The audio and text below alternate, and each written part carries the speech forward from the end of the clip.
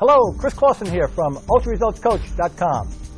Recently, we've discussed several strategies for managing your emotions. We've talked about 3 patterns of behavior people run over and over, most of the time not even aware of what they're doing.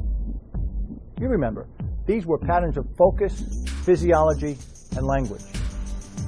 Today, I'd like to talk with you about the 800-pound gorilla in the room that most people won't or don't want to acknowledge. It's the F word. You know, it's the 4-letter word that most people don't feel comfortable about. No, not that F word. The F word I'm talking about is fear. Fear of failure, fear of success, fear of flying, fear of just about anything. Fear is what holds so many people back from living the life of their dreams. Now, we all have our own strategy for dealing with fear. I'd like to tell you a story about something that happened to me at a multi-day personal development seminar. As a way of helping the participants face their fears, the organizers had us climb up a 50-foot telephone pole. The objective was to climb all the way to the top, find a way to stand on top of the pole, and if you were able to do this, to jump off the pole and grab a trapeze bar. Now, there are a few things you should know about this exercise. The first is that I was always attached to a safety harness. The second is that while I was attached to a safety harness, my nervous system had no idea I was attached to a safety harness. I had the same fear as if I was in a life-threatening situation. The third point of information I'd like to share is that I have a fear of height, and climbing up a 50-foot telephone pole was not something I was looking forward to doing. Well, the pole had small pegs or steps at the bottom to help you get started, but these pegs got smaller and smaller as I got higher on the pole. I was able to get on the pole and somehow climb almost to the very top. I had only one more step to take when I made the mistake of looking down.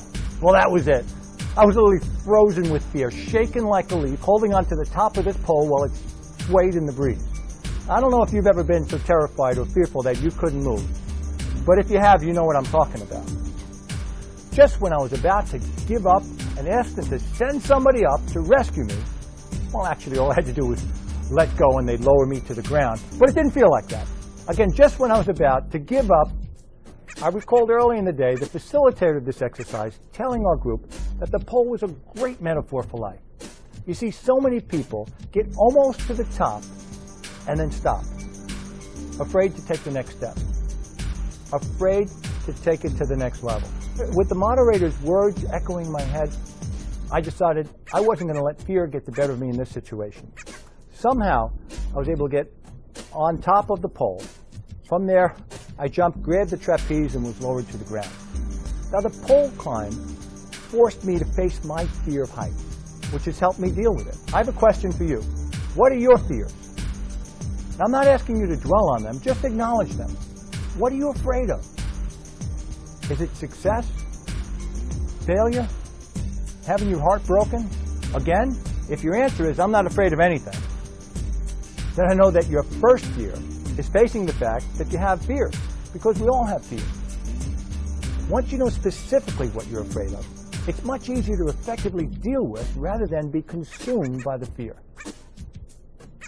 Now, we all have 2 basic or primal fears.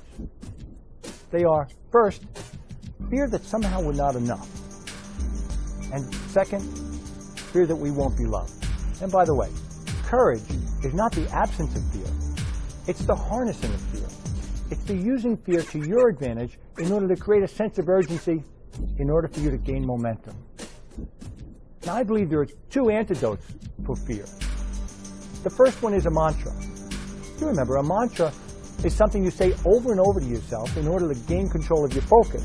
Something like, I can do this, I can do this, I can do this. What do you say to yourself when you're fearful? What could you say that would be even more effective in facing and dealing with your fear? The second antidote for fear is action. Once you begin to take action, you increase the chances for success by gaining momentum. There's no doubt that an object in motion tends to stay in motion, and that an object at rest tends to stay at rest. You're much more effective at dealing with fear when you're in motion. Now, I have a challenge for you. The challenge is for you to take a couple of moments and take inventory of your fears.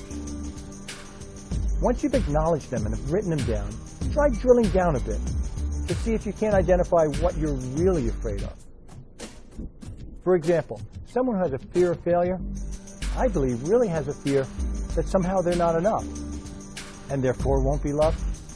Now, understanding this makes it much easier to face and then conquer the fear. Once you have the inventory of your fears, and hopefully it's not too long of a list, see if you can't come up with a mantra to more effectively deal with each fear if and when it rears its ugly head. So our strategies for dealing with fear are mantras and motion. Give them a try for the next 30 days and see if it doesn't help you overcome and better manage your fears. Let me know what you think. Send your emails to Chris@ultraresultscoach.com.